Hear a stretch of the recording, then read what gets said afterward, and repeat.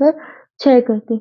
5 वर्ष बाद जैकब की आयु उसके पुत्र की आयु से 3 गुनी हो जाएगी। 5 वर्ष पूर्व जैकब की आयु उसके पुत्र की आयु के 7 गुनी थी, तो उनकी वर्तमान आयु क्या होगी?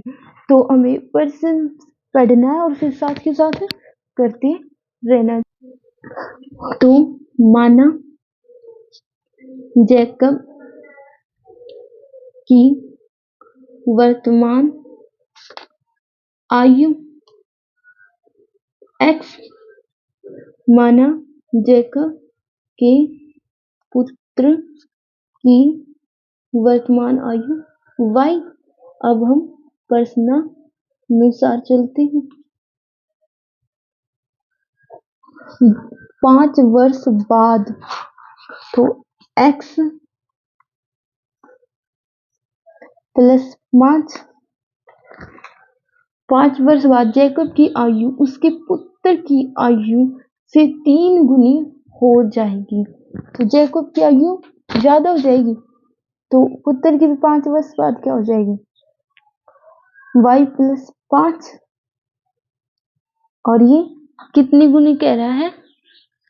3 गुनी। तो 3, क्योंकि पिता की आयु ज्यादा हो जाएगी तो बेटे की कम हो जाएगी, तो 3 हम बेटे की साइड लगाएंगे, तभी बराबर आयु होंगी।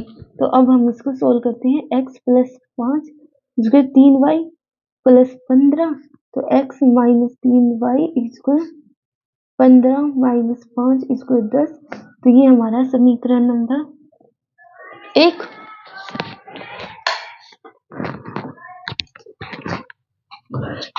अब हम आगे क्या कर रहे हैं? 5 वर्ष पूर्व, मतलब 5 वर्ष पहले, तो x माइनस 5 y माइनस 5 वर्ष पूर्व जैकब की आयु उसके पुत्र की आयु की 7 गुनी थी, तो उनकी वर्तमान आयु क्या होगी? तो पुत्र की साइड 7 लगा देंगे। अब इसको सोल्व करते हैं। x माइनस 5 इसको 7y माइनस के 35, x माइनस 7y इसमें माइनस के 35 प्लस के 5 माइनस के 30, ये समीकरण नंबर 2।